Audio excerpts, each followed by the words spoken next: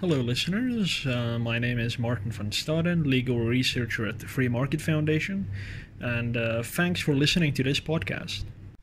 It came to light late last year that the government intends to introduce legislation that will remove self-defense as a valid reason for acquiring a firearm license. Such an amendment to the Firearms Control Act will be part of government's well-intentioned, but of course disastrous plan to, quote, rid South Africa of firearms. This would of course be a dream come true for the many violent criminals who roam our streets and who have never cared about what the law says. At the same time, it will be a clear betrayal of the law-abiding citizens who will be left defenseless and reliant on a government that itself has acknowledged its substantial law enforcement shortcomings. Now, Section 12 of the Constitution guarantees everyone's right to freedom and security of the person. This includes the right to be free from all forms of violence and the right to bodily integrity. Now, this read with Section 11, the Section 11 right to life and the Section 25 right to own private property, as far as I'm concerned at least, accumulatively implies a right to defend oneself using the appropriate tools. By this time, the often repeated but now comical notion that South Africans must rely on the South African Police Service has truly outlived its usefulness. The SAPS, no doubt composed of hard-working and dedicated professionals, has failed miserably and continues to fail with each passing hour of every day to protect the people of South Africa from the scourge of violent crime under which we all, regardless of race or location, continue to suffer. 50 murders a day and many more rapes, robberies and hijackings do not provide testimony in the SAPS's favor. In October 2018, the National Police Commissioner, Kayla Sithole, told Parliament that the SAPS has become, quote, an all-purpose agency with an overstretched mandate that is impossible to fulfill, close quote. In early 2019, it was reported in the Sunday Times that nearly half of all 10111 emergency calls are not attended to, or have the police arrive late to the scene. South Africans have had to rally to one another's support in light of this ineptitude from law enforcement.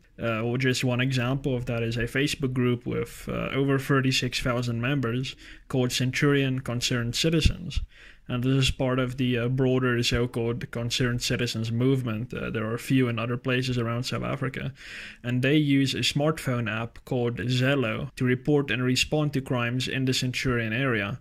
If you want to learn more about Zello, please visit www.zello.com, Zello.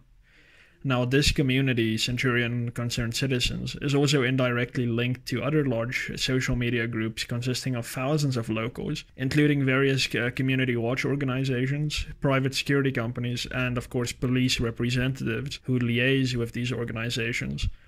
So, when a crime is in process, citizens quickly open the Zello app on their smartphones, press and hold the push-to-talk button, then give a short description of the problem, like where the crime is taking place and what is happening, and that gets transmitted to everyone else in the group, and then the armed citizen responders who are part of that Zello group know exactly where to go, and within minutes they're on the scene. The police, unfortunately, always arrive somewhat later, and that is when the criminals, if they are caught by the citizen responders, are handed over. When I moved to Johannesburg from Centurion, I was surprised that there was no local movement quite as active and involved as the one in Centurion. The Centurion community, in my opinion, is a model for all the people around South Africa who struggle with the scourge of crime. And I think it can be especially useful in townships, shanty towns, former apartheid type townships where crime is still extremely high. And then, of course, also in rural areas where the scourge of farm murders is always on the uptick. So I think the idea of uniting a bunch of people in the area with smartphone apps and so forth, with police representatives and security companies and community watch, is a great idea to be mimicked all around the country. Indeed, it has replaced the angst that locals experience when waiting for the police to intervene in an ongoing crime, with an almost near certainty that intervention from the community will come within minutes. So that fear of crime, at least in Centurion, I think, has abated somewhat, because you know that if you press your Zello button and say, "I'm in trouble, I'm here," you know that within minutes someone will come to your assistance. For the other alternative, using only private security firms, which is definitely an appropriate tool for self-defense that is also too tightly regulated by government, is unfortunately too expensive for many.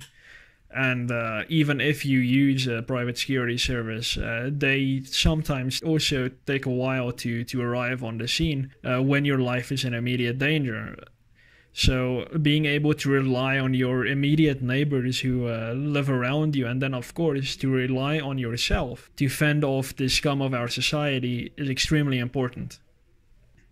Without the ability of private and ordinary citizens to access, own, and use firearms, the whole concerned citizens movement and the whole idea would crumble. No reasonable person will enter a dangerous situation to help their fellows if they are unable to protect themselves. That just follows naturally. South Africans need a method of protecting themselves from imminent harm, and for better or worse, the most effective method historically with which to achieve that has been to arm oneself. Externalizing the responsibility for self-defense to government has been naive at best, especially in the South African context. I acknowledge that firearms are scary. I myself do not own a firearm. At their core, these things are made to kill, but it is because criminals have acquired them and will always acquire them regardless of how hard we legislate or regulate, that those of us who wish to use firearms in defense of ourselves, our families, and our property also need a reasonable level of access. The only thing that a strict and restrictive firearm policy achieves is that it makes life more difficult for law-abiding citizens. It makes it no more difficult for criminals, especially violent criminals who are intent on continuing their spree of violence. By their nature, a criminal does not care what the law or firearm regulations say, otherwise they would not be criminals. On the other hand, law-abiding citizens care very much what the law and what regulations say. And because of that, we labor under a very unreasonable regime of mistrust and micromanagement from government.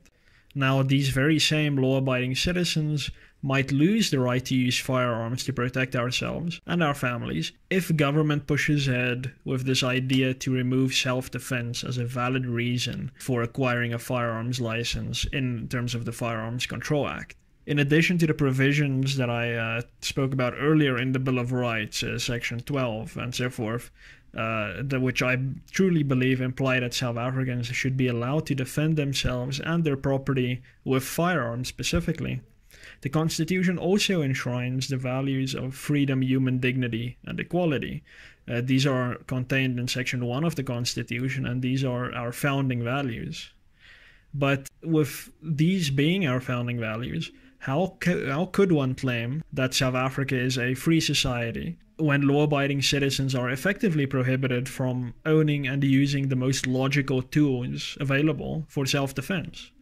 Furthermore, would the dignity of citizens be respected, knowing that many of them will find themselves faced with armed criminals without an effective means of resisting that assault? Finally, when the perverted consequence, as opposed to the intention, it's always important to distinguish consequences from intention when dealing with government policy. If the perverted consequence of this law is to empower criminals and disempower citizens, which I'm 100% convinced that it is, are we really living up to the principle of equality when our law is actively, by no intention, but by complete coincidence, empowering criminals and not citizens? Is that equality? I don't think so.